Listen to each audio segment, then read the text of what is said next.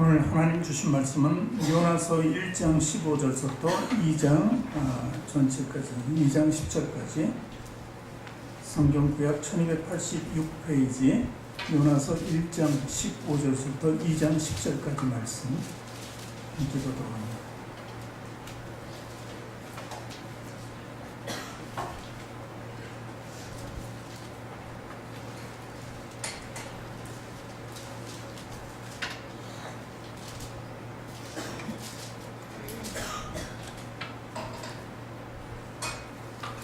요나서 1장 15절부터 2장 10절까지 말씀 우리 한 절씩 같이 교독합니다. 요나를 들어 바다에 던짐에 바다가 뛰는 곳이 곧 그친지라. 그 사람들이 여호와를 크게 두려워하여 여호와께 제물을 드리고 서원을 하였더라. 여호와께서 이미 큰 물고기를 예비하사 요나를 삼키게 하셨으므로 요나가 밤낮 3일을 물고기 뱃속에 있으니라.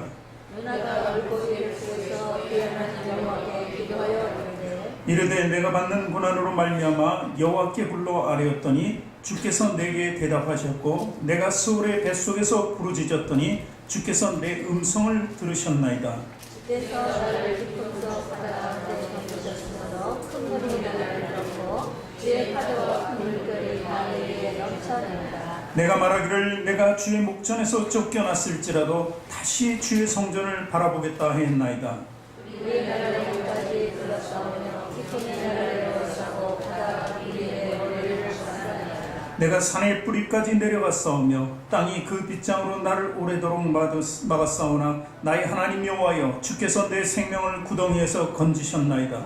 내 영혼이 내 속에서 피할 때 내가 여호와를 생각하였더니 내 기도가 주께 이르렀사오며 주의 성전을 펼쳤나이다. 거짓되고 헛된 것을 숭상하는 모든 자는 자기에게 베푸신 은혜를 버렸사오나 나는 감사하는 목소리로 주께 제사를 드리며 나의 소원을 주께 갚아나가고 구원을 여호와께 축하하였나이다. 다같이 여호와께서 그 물고기에게 말씀하시매 요나를 육지에 토하니라. 아멘. 두 손을 가슴에 얹고 저를 따라 고백하시기 바랍니다. 하나님께서는 나를 사랑하신다. 하나님께서는 나를 사랑하십니다. 하나님께서는 나를 존귀하게 여기신다. 하나님께서는 나를 존귀하게 여기십니다. 하나님께서는 나를 축복하신다. 하나님께서는 나를 축복하십니다. 하나님께서는 내 문제를 해결해 주신다. 하나님께서는 내 문제를 해결해 주십니다. 믿음의 고백이 되셨습니까? 아멘. 우리 앞뒤 전후 좌우에 계신 분들에게 당신을 사랑하고 축복합니다. 아주 진심 어린 마음으로 사랑하고 축복합니다.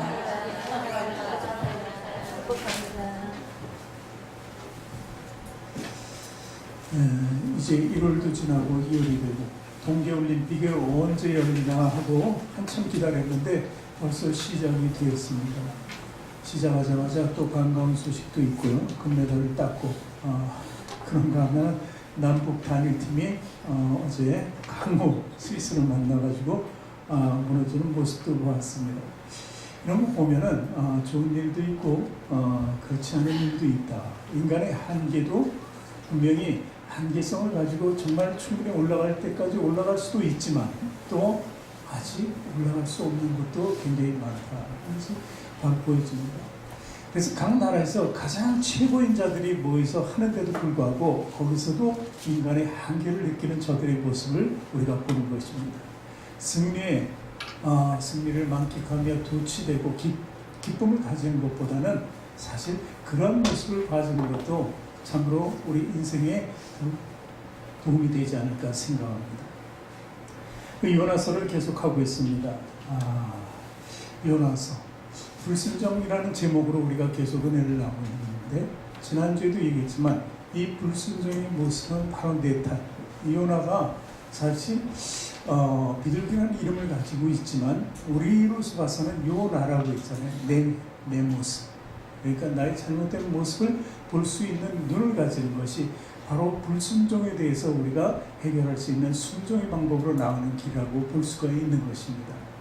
문제는 다 나에게 있다는 것이죠. 하나님의 뜻대로 가는 것이 아니라 내 뜻대로 가다 보니까 내 생각과 내 지식과 내 지혜와 내 힘과 그리고 인본주의 모든 것을 동원할 수밖에 없습니다.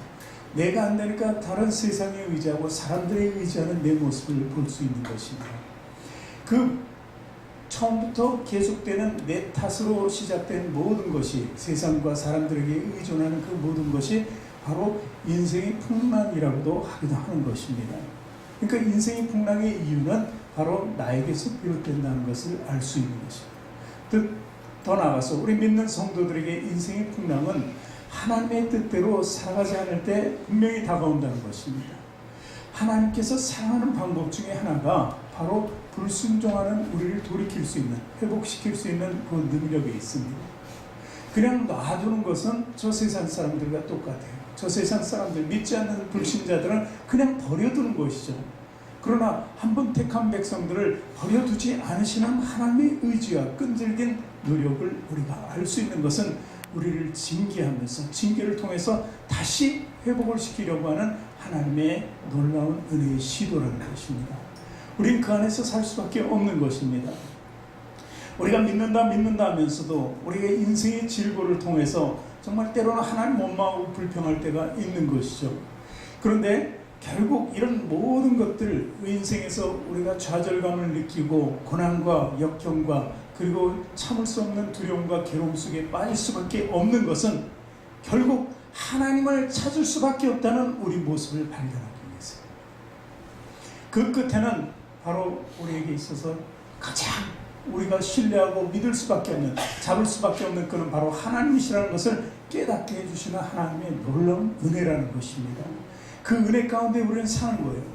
오늘도 요나서를 보겠는데, 요나서 오늘 말씀을 통해서 저는 구원받은 그리스도인의 삶의 공식, 삶의 법칙을 좀 얘기할까 합니다. 그래서 요나서 오늘 보면은 가침이 있고, 그 다음에 기도가 있습니다.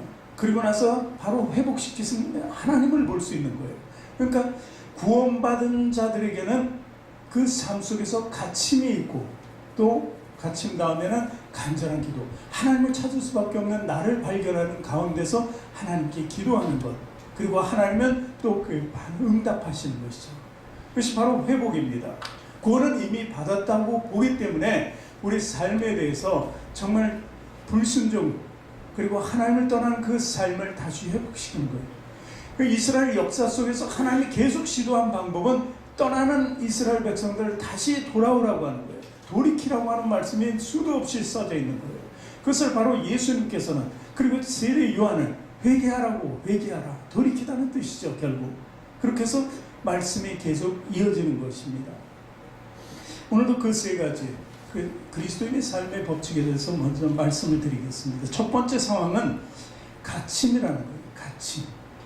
가침. 뱃속에 들어가 있었어요. 요나서 1장 17절 오늘 말씀 보니까 같이 읽습니다. 여호와께서 이미 큰 물고기를 예비하사 요나를 삼키게 하셨으므로 요나가 밤낮 3일을 물고기 뱃속에 있느니라. 물속에 들어가면은 바다에 던져졌잖아요. 요나가 불순종한 요나가 모든 사람들이 타고 있는 배에 풍랑을 맞게 하는 거예요.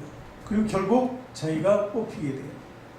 그 과정이 있었습니다. 그리고 바다에 던져져서 죽을 줄 알았던 요나가 죽지 않고 물고기 뱃속에 들어갔다는 거예요.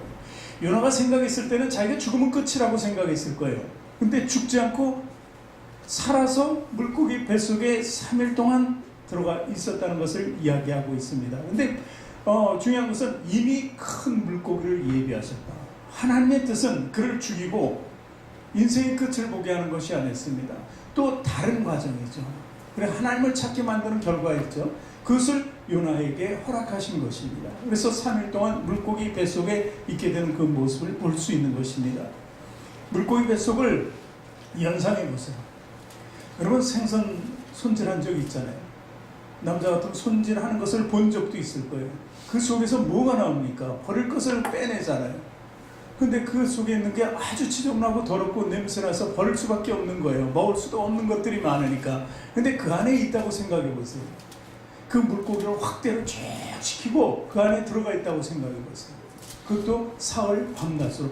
낮은 밖에만 있는 거지. 물고기 뱃속에. 또 물속에 무슨 밤낮이 있겠습니까? 그 안에 3일을 있었다. 이렇게. 그래서 성경은 이것을 사망의 음침한 골짜기라 이렇게 해서 성도들이 잘못 발을 디뎌서 갈 수도 있고 또 하나님께서는 예비하셔서 우리에게 고난을 통해서 하나님께 더 가까이 있는 그 연단을 만들어주기 위해서 쪽으로 인도하실 때도 있다는 거예요. 그래서 시편 23편 4절 보니까 이런 말씀 기록되어 있죠. 같이 읽죠. 내가 사망의 음침한 골짜기로 다닐지라도 해를 두려워하지 않을 것은 주께서 나와 함께 하심이라. 주의 지팡이와 막대기가 나를 안위하시나이다. 이렇게 기록되어 있어요. 그러니까 우리가 믿는 성도들이 항상 푸른 초장이나 풀밭 가운데만 가는 것은 아니에요. 때로는 그렇지 않은 길을 갈 수 있어요. 잘못된 길을 우리가 선택해서 인간이기 때문에 갈 수 있다는 것입니다. 그래도 하나님께서는 우리를 지켜주신다. 근데 주의 막대기와 그리고 지팡이가 때로는 그 원수들을 물리치는 데도 있지만 징계의 도구가 된다는 사실도 알아야 돼요. 그래서 우리가 해를 두려워하지 않는 것, 사망의 골짜기 그 정도는 두렵지 않다 하는 믿음만 있으면 반드시 회복된다는 사실을 가르쳐 주고 있는 것입니다. 요나가 생각할 때 자기가 가는 길에서 이렇게 물고기 뱃속에 들어가게 된 것까지는 사실 어쩌면 인간의 인반주의로 생각하면 억울한 거였습니다. 첫 시간에 말씀드렸지만 니느웨에 가서 구원을 외치라는 것은 적국에게 가서 그들을 구원하고 우리 이스라엘의 반대로 그들의 힘이 강성해지면 이스라엘은 멸망의 길로 간다는 것을 의미합니다. 그렇기 때문에 이 사람들이 볼 때는 전부 매국적인 행위였습니다. 니느웨에서 볼 때는 기가 찰 일이죠. 자기가 믿는 하나님은 자기네 나라에서나 전하지 왜 자기 땅에까지 와서 전할까? 이렇게 생각할 수도 있는 것이 바로 요나의 생각이에요. 그것은 내 뜻과 내 생각이었던 것이죠. 근데 이런 모든 것을 생각할 때 자기 스스로 이건 억울하다. 왜 하나님께서 나에게 말도 안 되는 명령을 하셨을까 하는 것이죠. 그래서 억울함 때문에 그 뱃속에서 배 위에서 던져지는 순간 죽으면 죽으리라고 죽을 생각을 했던 것입니다. 그런데 그것은 그때까지는 자기의 생각이 맞고 억울했던 거예요. 그러나 물고기 뱃속에 들어가는 순간 이제 상황은 바뀌게 됩니다. 내가 내 자신의 불순종이었다는 것을 철저히 깨닫게 된 것이죠. 하나님 뜻이 맞을 거라는 생각도 함께 들었을 것입니다. 조금 우리가 더 나아가서 보면 이렇게 우리가 불순종했을 때 또는요 우리가 신앙생활을 잘하고 있는 가운데도 하나님께서 시험과 연단을 주세요. 우리를 더욱 강하게 만들기 위해서라는 거죠. 그리고 그를 통해서 하나님께서는 나와 함께 내 믿음 가운데 하나님이 동행하신다는 것을 또 보여주시기 위함이라는 것입니다. 성경의 인물을 제가 오늘 좀 들기로 원합니다. 요셉이요. 요셉은 꿈을 꿨습니다. 형제들에게 자기에게 절하는 꿈이죠. 결국 결론을 보면 그런 형들이 항상 시기하게 되어 있습니다. 왜냐하면 배다른 형들이 10명이었으니까. 이 배다른 형들이 결국 기회를 틈타서 요셉을 이제 죽이려고 이제 음모를 꾸미고 결국 구덩이에 빠뜨리게 됩니다. 그리고 죽일 것을 생각했는데 결국 죽이지는 못하고 노예로 팔게 돼요. 자, 요셉은요 자기의 뜻도 아니에요. 사실은 자기의 잘못도 아니에요. 그런데도 이제 형제들에게서 시기로 말미암아 죽을 고비를 맞게 되는 것입니다. 첫 번째 구덩이에 빠졌다고 합니다. 오늘 요나도 구덩이라는 표현을 쓰고 있어요. 구덩이에 빠졌다. 그리고 두 번째는 요셉은 어디 그 가운데서도 노예로 팔려가게 됩니다. 구덩이에서 죽을 뻔하다. 노예로 팔려가고. 그리고 제가 늘 말씀하지만 노예 다음에 뭐가 있었어요? 거기서도 억울한 누명을 또 쓰고 죄수로 이렇게 전락하게 됩니다. 요나가 이 3일이라고 얘기했는데 3일 동안에는 이 하루 이 세 가지로 너무나 크게 충격으로 다가온 그 삶을 볼 수 있습니다. 이 요셉의 인생길에서도 구덩이에 빠졌을 때의 그 위기와 그리고 노예로 팔려가고 그리고 죄수로 전락하는 이 모습, 이 세 가지 모습 속에서 참으로 억울했을 것이에요. 굉장히 억울했을 것입니다, 사실. 그런데 그에게 있어서 가장 중요했던 것은 그 억울하다고 하는 순간에도 하나님은 동행하셨다는 사실입니다. 그에게 있어서 그 하나님의 끈을 놓치지 않는 그의 삶이 비춰졌던 것입니다. 그런가 하면은 바벨론의 포로로 잡혀갔던 다니엘이 있지 않습니까? 다니엘 역시 마찬가지입니다. 기간을 정해놓고 절대 다른 신을 섬기지 말라고 이렇게 얘기했는데 불구하고 다니엘은 계속해서 그 전과 마찬가지로 항상 하나님께 하루에 3번씩 예배를 드립니다. 경배하는 모습이죠. 그것이 이제 발각되고 탄로나서 그를 시기하는 많은 바벨론의 신하들이 있어요. 다니엘은 포로로서 왕의 꿈을 풀어주고 총리가 된 사람이에요. 그 공로로. 그런데 이방인이라는 것은 지울 수가 없는 거예요. 그러니까 원래 있던 그 신하들은 바벨론의 사람이었어요. 그러니까 늘 시기하는 거예요. 요셉의 형제들이 요셉을 시기한 것처럼 시기해서 함정을 팠는데, 만약 정한 기간 때에 다른 신을 섬기게 되면, 그쪽에서 봤을 때는 다른 신이죠. 바벨론으로 봤을 때. 그러면은 사자굴에 넣게 되어 있는 겁니다. 다니엘이 얼마나 고통스러웠겠습니까? 그 말을 듣는 순간. 그러나 그는 그 원칙을 항상 지키는 자입니다. 하나님께 계속해서 예배를 드리게 되는 것입니다. 포로로 잡혀갔던 그 가침이 있었어요. 많은 사람들의 시기 속에서 자기의 직분을 유지하려는 그 안타까움도 있었어요. 그런데 이제는 사자굴로 들어갈 수밖에 없는 그의 현실. 이것도 세 가지로 봤을 때 그에게는 괴로운 갇힘의 형태였던 것입니다. 그런데 하나님께서는 그를 돌봐주시길 원했던 거예요. 동행하심이라는 그 말씀을 그에게 주고, 그리고 그 다음에 우리로도 보게 하셨다는 사실입니다. 그런가 하면은 바울과 실라도 마찬가지입니다. 빌립보라는 가운데 갔는데 귀신 들린 여종이 있어요. 귀신 들린 여종이 하는 일은 점치는 일이었습니다. 점을 쳐주고, 종이니까 돈을 받으면 자기 주인에게 주는 거예요. 주인은 능력이 없으니까 종을 사용해서 돈을 벌어들였습니다. 그 수단이죠. 그런데 바울과 실라가 그를 불쌍히 여깁니다. 그리고 그 여인이 바울과 실라, 바울을 향해서 그러는 거예요. 저 사람들에게는 하나님의 능력이 있다, 예수 그리스도의 능력이 있다, 구원을 베푸는 자들이다 하고 자꾸 그러면서 쫓아다니니까 결국 그 여인을 구하게 돼요.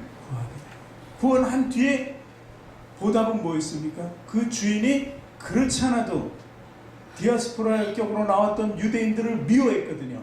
근데 유대인들을 미워했는데 마침 바울도 유대인이었고 바울이 전하는 그 말씀도 싫어했단 말이죠. 자기네들이 볼 때는 아닌 거죠. 그래서 어떻게 하면 그 언젠가는 복수하고 싶었는데 바로 바울과 이게 타겟이 된 것입니다. 그래서 결국 그 고소를 하고 그들이 잡혀 들어가서 매 맞고 옥에 갇히고, 옥에서도 그냥 갇혀있는 게 찾고 있는 거예요. 세 가지 형벌을 같이 받은 거예요. 그 갇힘이라는 것, 그 세 가지의 고통을 받고 있었던 그 사도 바울과 실라를 볼 수 있습니다. 근데 역시 그들에게도 하나님의 동행하심을 나타내 주겠던 그 높은 뜻이 있습니다.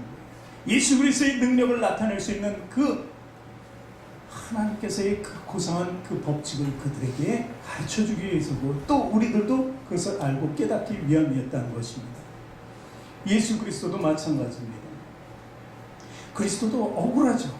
사람으로 봤을 때는 완전히 억울한 거예요. 하나님으로 봤을 때는 더 말할 나위가 없는 것이죠. 채찍에 맞고 가시관을 쓰고 십자가에 못 박히는 이 고통, 이것을 억울하게 다 받으신 것입니다. 그러나 그 받으셨지만 받으시는 현장에서 하나님이 떠난 것이 아니라 하나님이 동행하고 계셨던 거예요. 하나님께서 일을 계획하시고 만드시고 성취하셨다는 것입니다. 그 가운데 있었던 볼 수 있습니다. 더욱이 예수님은 3일 동안 내장지에 있었던 것입니다. 그런 것을 봤을 때 오늘 요나가 말하는 3일, 이 세 가지는 인간 모두에게 다가오는 고난일 수 있어요. 저 여러분이 당할 수 있는 고난이라고 볼 수 있는 것입니다. 그냥 매만 맞았으면 끝났지, 왜 또 감옥에 들어갔으면 끝났지, 거기서도 움직이지 못하게 찾고요. 왜 채찍에 맞았으면 됐지, 거기까지만 빌라도가 하려고 그랬는데 또 죽음의 현장에 십자가를 가게 했는지, 왜 요셉은요 그냥 한 가지만 구덩이에서 나와서 이제는 정신 차리고 살라고 했으면 됐는데 왜 또 노예로 팔고, 노예로 팔렸을 때도 그 집안을 흥하게 했는데 그 집안의 여인의 유혹을 뿌리치면서 또 억울한 누명을 쓰게 해서 왜 죄수로 전락하게 됐을까? 이런 것 참으로 억울한 것입니다. 내가 잘못해서 요나처럼 생기는 징계도 있지만 하나님께서 연단을 위해서 필요한 고난도 주신다는 것을 우리가 기억해야 한다는 것입니다. 그럼 이 상태에서 끝나느냐? 그렇지는 않죠. 두 번째, 우리 깨달음을 주셨다는 것입니다. 기도를 한다는 것을 알 수 있습니다. 하나님께 간절히 매달리는 그 모습, 모든 것의 결과는 하나님을 만나기 위한 것이라고 제가 말씀드렸죠. 그러니까 2장 1절 2절을 보니까 요나가 물고기 뱃속에 그의 하나님 여호와께 기도했다. 그리고 2절 보니까 이르되 내가 받는 고난으로 말미암아 여호와께 불러 아뢰었더니 주께서 내게 대답하셨고 내가 수월의 뱃속에서 부르짖었더니 주께서 내 음성을 들으셨나이다. 고난으로 말미암아 부르짖었더니 하나님이 응답하셨다. 또 지옥과 같은 현장에, 수월이 지옥이잖아요. 그 뱃속에서 부르짖었더니 또 음성을 들어주셨다고 하면서 기도하며 하나님과의 교통이 있었다는 것을 스스로 고백하고 있는 것입니다. 하나님의 교통이 없어도, 하나님 말씀이 없어도 내가 기도할 때는 이렇게 하나님의 응답하실 것을 믿고 기도해야 된다는 사실입니다. 음성이 꼭 들려야만 그것을 확증을 잡는 것이 아니라 이미 들으신 줄 알고 응답하심을 우리가 받았다는 것입니다. 그래서 감사함으로 또 나갈 수 있는 것이 바로 삶의 법칙이에요. 바로 요나가 그렇게 하고 있는 것을 오늘 말씀 속에서 보는 것입니다. 이렇게 기도하고 응답했다. 이 계속 반복되는 것은 하나님의 동행하심이 있었다는 것을 보여주는 것입니다. 자, 요나는 간절하게 기도합니다. 5절 6절을 보니까 이렇게 기도하고 있습니다. 물이 나를 영혼까지 둘러싸우며 기품이 나를 에워싸고 바다풀이 내 머리를 감쌌나이다. 그리고 또한 내가 산의 뿌리까지 내려갔사오며 땅이 그 빗장으로 나를 오랫동안 막았사오나 나의 하나님 여호와여 주께서 내 생명을 구덩이에서 건지셨나이다. 이 끝마다 하나님의 응답이 있었다는 것을 계속해서 얘기합니다. 지금 구덩이에서 건져내지지 않은 상태에 기도하는 중에도 건지셨나이다 하면서 그 능력이 하나님을 보는 거예요. 이미 물고기 뱃속에 있었다는 것은 상상도 못할 일이거든요.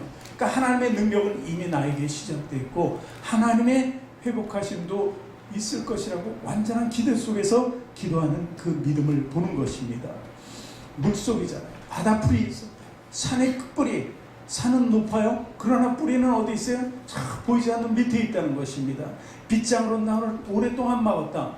물고기 뱃속에서 나갈 길이 없습니다. 이런 상황 속에서도 내 생명을 구덩이에서 건지셨나이다 하는 고백이 있는 것을 볼 수 있는 것입니다. 이것이 하나님의 동행하심이다. 요셉도 마찬가지입니다. 결국 감옥에서 썩을 것이다. 난 감옥에서 나갈 수 없을 것이다. 이렇게 했지만 그는 그 안에서도 하나님의 동행하심이 있기 때문에 구덩이에서 나와서 노예로 팔려갔지만 그 집의 형통함을 볼 수 있었어요. 그 집의 모든 것이 잘 될 수 있었던 것은 요셉이 하나님의 형통하심을 입었기 때문에 죄수로 있었지만 그곳에도 정말 죄수로 전락한 모습에 노예가 죄수로 된다는 건 죽음을 의미하는데 그 속에서도 죄수들을 관리할 수 있었다는 것, 이것은 하나님의 독특한 특별한 능력이 부여됐다는 것이에요. 그러니까 동행하심의 축복이 있었다는 것을 보여주고 있는 거예요. 그것이 동행하심 다음에 따라오는 형통함이라는 거죠. 자, 그래서 긍정의 삶을 살아가는 요셉을 볼 수 있어요. 그 최악의 환경 속에서도 긍정적으로 살아가니까 하나님의 형통하심이 계속되었다는 것을 볼 수 있는 것입니다. 다니엘도 마찬가지. 다니엘이 사자굴에 들어갈 수밖에 없었잖아요. 자기가 들어갈 것을 예견하고 계속 그는 하나님께 예배한 사람입니다. 그러니까 이 말씀은 하나님을 사랑하는 그 마음에는 어떤 두려움도 나에게 통하지 않는다는 것입니다. 사자굴도 나와 하나님 관계는 끊을 수 없다는 것을 얘기합니다. 내가 죽을지언정 하나님이 끊을 수 없다는 그 다니엘의 고백을 볼 수 있는 것입니다. 결국 사자굴에 들어갔죠. 사자굴에 들어갔는데 그 속에 아무 해도 있지 않았다는 것을 우리는 결론적으로 알 수 있습니다. 그것은 왜 그럴까요? 다니엘이 사자보다 더 무섭게 생겨서 사자가 그냥 보는 순간 깜짝 놀라서 안 되겠다, 저는 내 상대가 안 되겠다, 그렇게 그건 있을 수 없는 일입니다. 하나님의 동행하심이 있었다는 것입니다. 사자가 봤다면 하나님을 보았겠죠. 다니엘을 통해서. 뭐 동물이 볼 수는 없지만 예측건데 그랬으니까 그가 순해질 수 있었던 것 아니냐는 것이죠. 그래서 다니엘이 들어가는 순간, 기도의 사람, 예배의 사람이 들어가는 순간 사자굴에 들어가서 공포와 두려움을 느끼고 거기서 부르르 떠는 것이 아니라 그 순간에도 하나님께 기도한 사람이라는 것을 우리는 알 수 있습니다. 그 기도는 모든 삶의 법칙을 온전하게 만든 거예요. 그리스도인의 삶의 법칙, 믿음의 법칙을 온전하게 했다는 사실을 알 수 있습니다. 그런가 하면은 바울과 실라는 그 상태에서 무엇을 했습니까? 매 맞고 터진 곳이 많은데 그 아프잖아요. 감옥에 갇혔습니다. 그러면 손과 발을 통해서 좀 아픈 곳 우리는 아프면 아픈 곳에 손이 가잖아요. 뭔가 만져주고. 그런데 찾고 있으니까 만질 수도 없습니다. 그 고통의 이루 말할 수 없어요. 그 가운데서 신음하고 있었던 것이 아니고 뭘 하고 있었어요? 찬양하고 있었단 말이에요. 하나님을 찬양. 어떻게 그럴 수가 있을까? 그것은 바로 하나님의 동행하십니다. 그리스도가 동행하셨기 때문에 그럴 수 있었다는 사실입니다. 그것이 바로 동행하심에 있었다는 거예요. 예수님도 마찬가지입니다. 예수님도 그 고난의 길을 쭉 가시면서 그것을 모두 감당할 수 있었던 건 하나님이시면서도 하나님이시기 때문에 그 고통을 받지 않으셔도 되는데 인간의 모습으로 오셔서 인간의 고통을 다 받으신 그 이유는 하나님이 동행하시고 하나님이 이끌어 주셨기 때문에 그 고난의 현장을 알면서 간다는 것이 얼마나 고통스럽겠습니까? 그런데도 갈 수 있었던 것은 하나님이 이끌어 주시는 동행하심이 있었다는 것입니다. 그렇기 때문에 이 동행하심은요, 우리에게 있어서 가장 큰 능력이 된다는 거예요. 동행하심의 전제는 바로 기도와 믿음에 있습니다. 여러분이 믿음의 기도를 하면은 어떤 극한 어려운 상황에서도 요나처럼 내 탓일지어도 또 혹은 내가 믿음 가운데서 억울한 일을 당하더라도 하나님은 그 기도 속에 동행하신다는 거예요. 요나처럼 아예 하나님이 지금 다 듣고 계시고 알고 계시고 응답하셨다고 이렇게 고백하면서 하는 기도도 되는 거예요. 모든 지각에 뛰어나신 하나님의 평강이 그리스도 예수 안에서 우리에게 있는 이유는 뭐예요? 우리가 기도를 드릴 때 이미 감사함으로 받은 줄 알고 기도하기 때문에 그래요. 이것이 바로 요나의 법칙에서 나온 말씀이라는 거예요. 그렇게 산다면 저희 여러분에게 하나님의 동행하심 가운데 그 다음 단계에 이루어질 축복으로 이루어지는 거예요. 회복이죠. 축복은 기복적인 것 같지만 회복을 통해서 축복은 주어진다 하는 것이죠. 요나서 2장 9절 10절 말씀을 또 보겠습니다. 같이 읽습니다. 나는 감사하는 목소리로 주께 제사를 드리며 나의 소원을 주께 갚겠나이다. 맞나요? 네. 구원은 어디에 속했다고요? 누구에게? 여호와께 속하였나이다 하니라. 그리고 10절에 여호와께서 그 물고기에 말씀하시매 요나를 육지에 토했다. 이렇게 기록이 되어 있습니다. 요나의 깨달음과 기도는 희망을 담은 거예요. 소망을 담은 거예요. 믿음의 결정체를 보여주는 회복으로 이어졌다는 사실을 우리는 알 수 있는 것입니다. 요셉도 마찬가지예요. 이제 요셉도 그 희망이 뭐였어요? 이제 죄수의 전락에서 죄수에서 어떻게 되는 것이 요셉의 가장 큰 소망이었을까요? 요셉이 총리가 되는 것이 꿈이었을까요? 감옥에서? 아니죠. 그건 생각할 수도 없는 겁니다. 요셉의 가장 큰 희망은 제가 봤을 때 집으로 돌아가는 길이에요. 구덩이에서 나와서 노예로 팔려갈 때도 집으로 돌아가고 싶었고 구덩이에 있을 때도 마찬가지예요. 죄수로 있을 때도 집으로 돌아가서 그 나를 사랑하는 그 아버지 품에 야곱의 같이 야곱에게 돌아가는 것이었습니다. 그런데 하나님께서는 그렇게 하지 않으셨어요. 어떻게? 요셉을 총리로 세워줬다는 거예요. 왕의 꿈을, 아무도 풀 수 없었던 꿈을 풀게 하고 죄수에서 그냥 일약 완전한 스타인 애굽의 총리로 이방 사람에서 총리가 되는 놀라운 은혜를 입었던 것입니다. 아버지 품으로 들어간 것이 아니라 아버지와 모든 가족이 자기 품에 들어오게 했다. 이것이 바로 놀라운 회복이에요. 회복이지만 모든 것을 돌이키는 회복 가운데 더 나은 하나님의 축복이 있던 거예요. 그래서 인내와 열매와 고통이 있지만 그것은 모든 장차올 영광과 비교할 수 없다는 것입니다. 인간의 생각과 한계는 하나님이 여기까지 나를 세워주겠지 하지만 하나님은 그 위에 우리가 상상할 수 없는 그 위로 세워주신다는 것입니다. 다니엘도 마찬가지잖아요. 다니엘이 이제 회복되었습니다. 사자굴 속에서 나왔어요. 그 늘려고 했던 사람이 사자밥이 되었겠죠. 그리고 이제 다니엘은 아무도 거치는 자가 없게 됩니다. 쉽게 할 수도 없게 만들어요. 하나님이 다 모든 것을 차단해요. 다니엘은 못하고 다니엘 세 친구를 또 했겠지만 다니엘에 대해서는 이제 아무도 원수도 어떤 해도 입힐 수 없는 존재가 되었다는 사실입니다. 이것이 회복과 함께 주는 놀라운 축복인 것입니다. 바울과 실라도 마찬가지예요.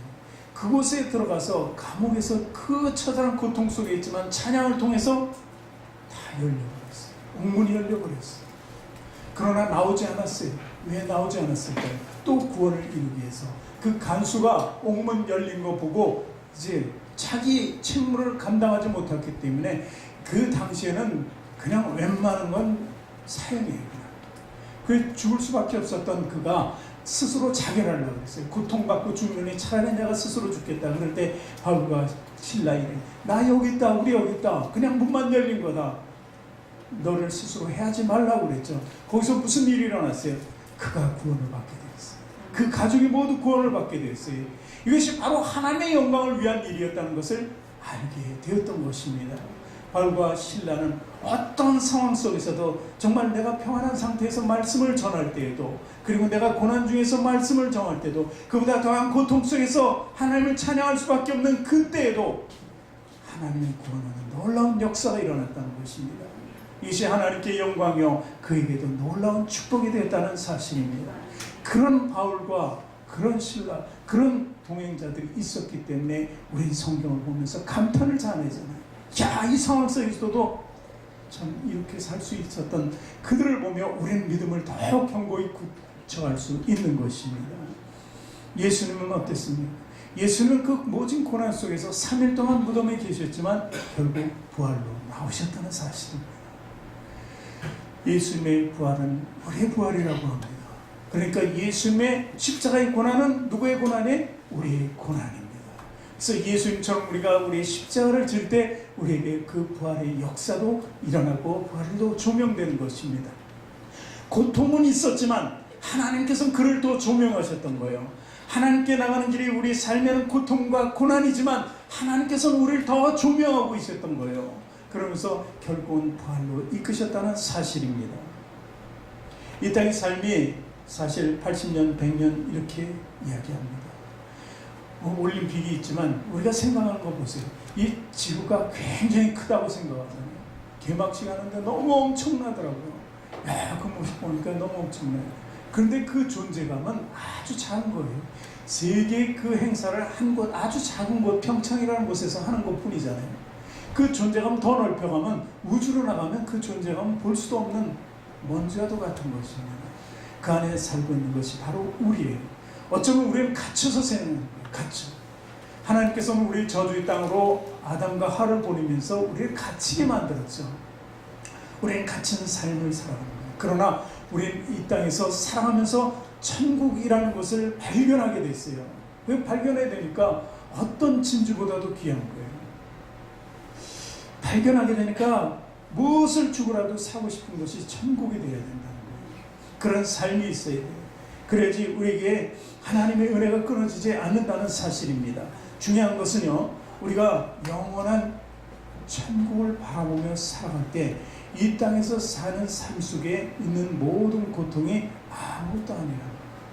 우리에게 주어질 복락과 상급에 비해서는 아무것도 아니라는 것을 알아야 된다는 것입니다.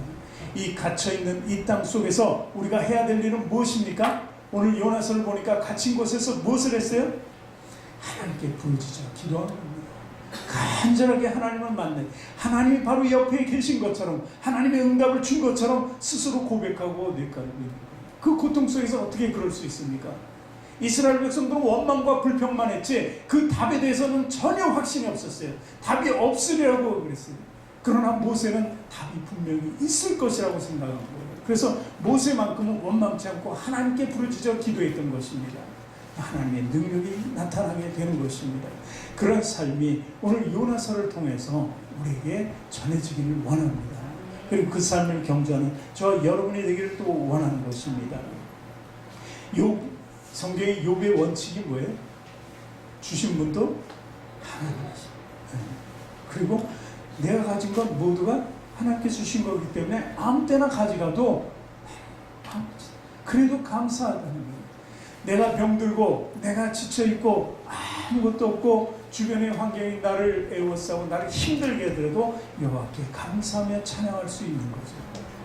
하박국 선지자의 말대로 정말 이스라엘의 모든 민족이 완전히 억눌린 삶 속에서 처참하게 살아가지만 난 여호와께로 말미암아 감사하리로다 하는 것이죠. 그 삶이 우리 안에 있어야 돼요. 그래야만 우리는 요나서를 통해서 귀중한 교훈을 깨닫게 되는 거예요. 얻게 되는 거예요. 결국 요나의 3일을 통해서 우린 그 3일간의 법칙을 잘 이해해야 돼요. 그 3일간의 법칙을 통해서 우리는 예수님처럼 부활의 형체로 나가야 된다는 사실입니다. 그런 삶을 살기 위해서는 분명히 이 중간 과정, 그 회복과 갇힘의 사이에 있는 그 중요한 과정이 우리에게 필요한 거죠. 그래서 사도 바울은 철저하게 고백하는 것 중에 하나가 바로 로마서 8장 35절 말씀입니다. 우리 같이 읽어봅니다. 누가 우리를 그리스도의 사랑에서 끊으리요 환난이나 공고나 핍박이나 기근이나 적신이나 위험이나 칼이라. 끊을 수 없다는 것은 뭐예요? 요나처럼 기도하고 바로 응답받는 것처럼 스스로 대답하는 거예요. 그게 믿음의 확신이 있으니까 자기가 불순종했는데도 불구하고 자기 잘못인데도 불구하고 자기 기도할 때는 하나님께서 들으신다 하는 그 법칙을 알았기 때문이라는 것입니다. 또 사도 바울은 그 지금 읽은 말씀 뒤에 또 이야기합니다. 로마서 8장 38절 39절 읽고 말씀 마칩니다. 내가 확신하노니 사망이나 생명이나 천사들이나 권세자들이나 현재일이나 장래일이나 능력이나 높음이나 깊음이나 다른 아무 피조물이라도 우리를 우리 주 그리스도 예수 안에 있는 하나님의 사랑에서 끊을 수 없으리라. 이 말씀이 우리에게 주는 놀라운 은혜입니다. 그 은혜로 늘 살아가면서 하나님을 떠나지 않고 하나님의 동행하신 가운데 늘 승리하는 축복의 삶을 살아가시길 주님의 이름으로 축원합니다.